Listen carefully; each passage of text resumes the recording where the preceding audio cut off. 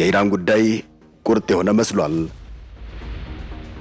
ቀድሞውኑ የጦር አውሮፕላን የሚሸከሙ መርከቦችን ወደ ኢራን አፍንጫ ስር አስጠግተው ጄኔቫ ላይ እንደራደር ሲሉ የከረሙት የአሜሪካው ፕሬዝዳንት ዶናልድ ትራምፕ የጄኔቫው ድርድር ይህ ሊባል በማይችል መቋጫ መጠናቀቁን ተከትሎም አሁን አሜሪካ ኢራንን ለማጥቃት ዝግጁ መሆኗን አስነግረዋል።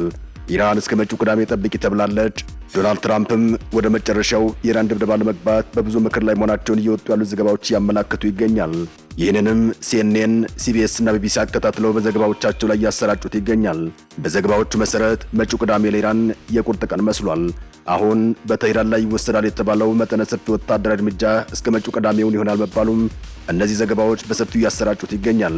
ጀቶችን፣ የተነጣጠሩ ሚሳኤሎችን፣ ተተኳሾችን፣ ራዳሮችንና ሌሎች በርካታ ወታደራዊ ቁሳቁሶችን የያዙ ግዙፍ የአሜሪካ የጦር መርከቦች ላይ የሚገኙ የአሜሪካ የጦር አዛዦች የሚጠባበቁት የዶናልድ ትራምፕን ጀምሮ አይነት ቀጭን ትዕዛዝ ብቻ ይሆናል።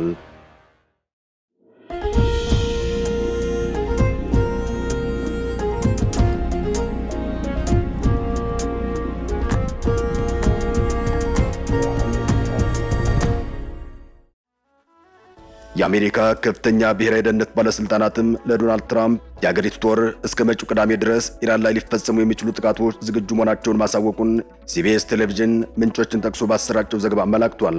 ዶናልድ ትራምፕ በኢራን ላይ ጥቃት መቼ ሊፈጸም እንደሚችል ከአማካሪዎቻቸው ጋር ተነጋግሯል ነው የተባለው። ያም ሆኖ ግን የተለየ ነገር ከተፈጠረ እቅድ ወደፊት ሊገፋ እንደሚችል ሲቢኤስ ምንጮቹን ጠቅሶ ዘግቧል። ምንጮች የትራምፕ አማካሪዎች የተፈጠረውን ውጥረት እንዲሁም ጥቃቱ ባይፈጸም የሚኖረውን ፖለቲካዊና ወታደራዊ አደጋ እየፈተሹ መሆኑም ተገልጿል።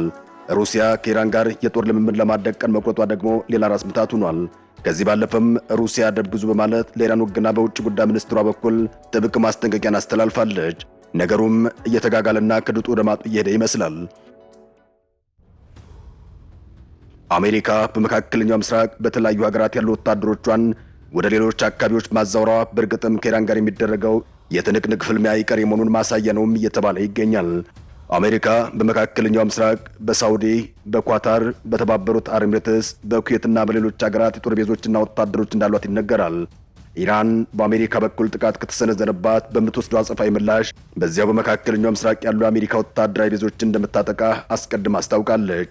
እንደሚታወቀው ከወራት በፊት ከእስራኤል ጋር በነበረው የ12 ቀናት ጦርነት የሚሳኤሎችና የአየር ኃይል ፍልሚያ አሜሪካ መሃል ላይ ከእስራኤል ጎን ቆማ በመደረቧም ኢራን በኳታር የሚገኘውን የአሜሪካ ወታደራዊ ቤዝ ያጠቃችበት ሁኔታ ነበር። አሜሪካ ለኢራን እጅጉ የራቀች ሀገር መሆኗን ተከትሎም አጸፋዊ ምላሹ አሜሪካን የሚመለከት አይደለም። ሆኖም ኢራን በመካከለኛው ምስራቅ በሚገኙ የእስራኤል ጥቅሞች ላይ ጥቃትን ለመሰንዘር ብለውም የዓለማችንን የነዳጅ ሀብት የሚተላለፍበትን ግዙፍ የባህር ወሽመጥ ለመዝጋት አቅዳለችም ነው እየተባለ የሚገኘው። የሚሆን ከሆነም የዓለም የነዳጅ ዋጋ በከፍተኛ ደረጃ በመስፈንጠር ሊያስከትል የሚችለውን ዓለም አቀፍ ኢኮኖሚያዊ ቀውስም ቀላል አይሆንም። አሜሪካ ወደ ኢራን ቀጠና በርካታ የጦር አውሮፕላኖችን፣ ሚሳኤሎችንና ተተኳሾችን የጫኑ ሁለት መርከቦችን ማስጠጋቷን ተከትሎም የኢራን የባህር ኃይል የዓለም 20 በመቶ የነዳጅ ሀብት የሚጓጓዝበትን የሆርሙዝ ወሽመጥን ወታደራዊ ልምምድ ውስጥ መግባቱ ባለፈው ሳምንት የገለጸበት ሁኔታ ታይቷል። የጦር ጀቶችን የምትሸከመው የዩኤስኤስ አብርሃም ሊንከን መርከብ በአሁኑ ሰዓት የምትገኘው እዚያው ኢራን አፍንጫ ስር ነው እየተባለ ይገኛል። የመረጃ ምንጭ ሆነው አዣንስ ፍራንስ ፕሬስ እንዳመላክተው ከሆነ ኢራን በዚህ የባህር ወሽመጥ ላይ የባህር ኃይል ልምምድን እያካሄደች የምትገኘው የአገሪቱ አስኳላ የሚባለው አብዮታዊ ዘብ ነው።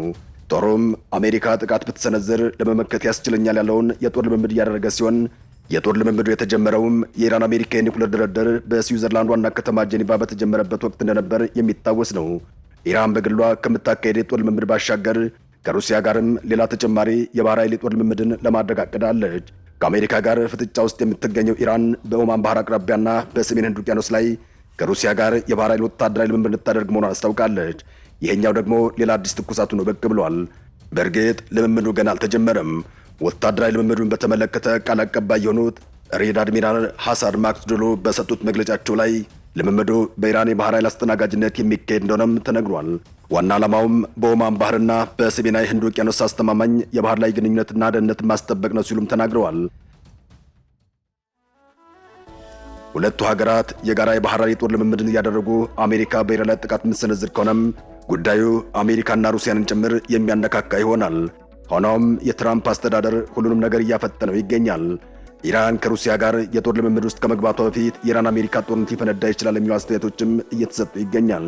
የሩሲያው የውጭ ጉዳይ ሚኒስትር ሰርጌይ ላቭሮቭ ከዚሁ ጋር በተያያዘም ለአል አረቢያ በሰጡት ቃለ ምልልሳቸው ላይ ኢራንን ለማጥቃት መነሳት የሚያስከትለው ጣጣ ስላለ በሚገባ ሰከን ብላችሁ አስቡበት፣ ሊከተል የሚችለው አደጋ መለስ ብላችሁ ብትቃኙት መልካም ነው ሲሉም ጠንከር ያለ ማስጠንቀቂያ ለአሜሪካ ልከዋል። በተለይም በዛሬው ዕለት የወጡ ዘገባዎችን ተከትሎም ሁሉም ነገር በፍጥነት እየተቀያየረ ይገኛል። ኢራንም በውጭ ጉዳይ ሚኒስትሩ አባስ አራግቺ የሚመራ ልዑክን ወደ ስፍራው በመላክ ስትደራደር ከርማለች። ድርድሩም በአሜሪካና በኢራን መካከል የሚካሄድ ሲሆን እስራኤል ከአሜሪካ ጀርባ በመሆን የመደራደሪያ ሐሳቦችን ስታቀርብ ከርማለች። ድርድሩ ከመጀመሩ ቀደም ብሎም የእስራኤሉ ጠቅላይ ሚኒስትር ወደ ዋሽንግተን በማምራት ከፕሬዝዳንት ዶናልድ ትራምፕ ጋር መክረው የተመለሱበት ሁኔታ ነበር። እንደ አዣንስ ፍራንስ ፕሬስ ዘገባ ከሆነ እስራኤል በዚሁ የጄኔቫ ድርድር ላይ ኢራን ሁለት ወሳኝ በተባሉ ጉዳዮች ላይ እንደተስማማም የመጋረጃ ጀርባም የመደራደሪያ ሐሳቦችን ያቀረበችበት ሁኔታ ታይቷል።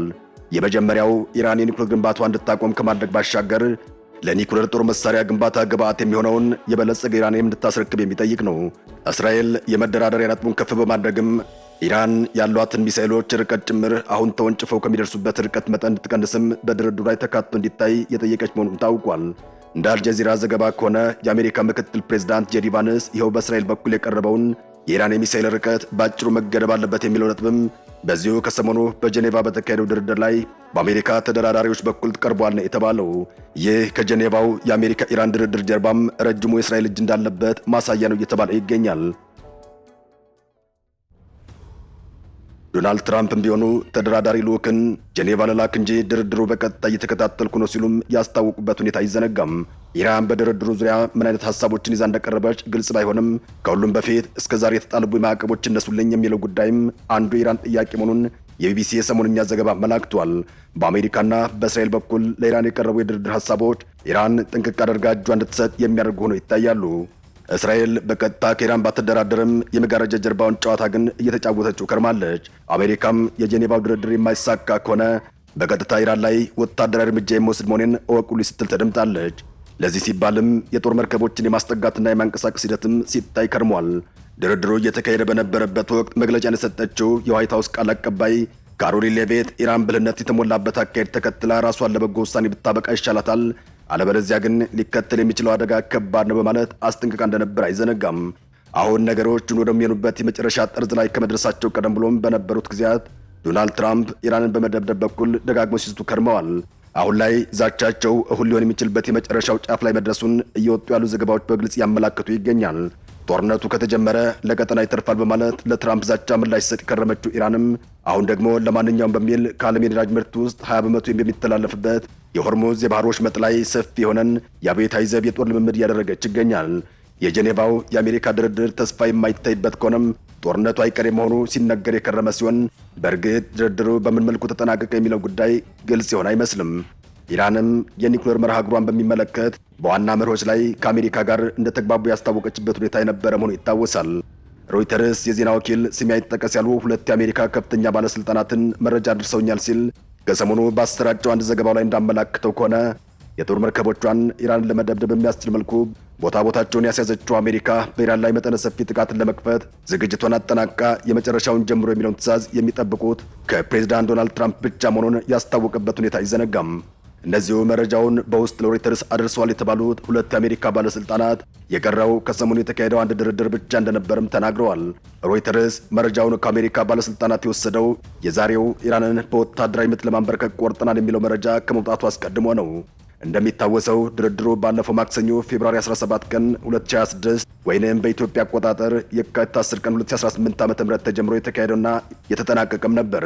በትራምፕ አስተዳደር በኩል ኢራንን ለዓመታት እያስታመምን መቀጠል የለብንም፣ ከኢራን ጋር ለዓመታት ተደራድረናል፣ የተገኘ ውጤት የለም፣ ከዚህ በኋላ የሚያዋጣውም ኢራንን በወታደራዊ ጡንቻ ማድቀቅ ብቻ ነው የሚል ግልጽ አቋም ተይዟል።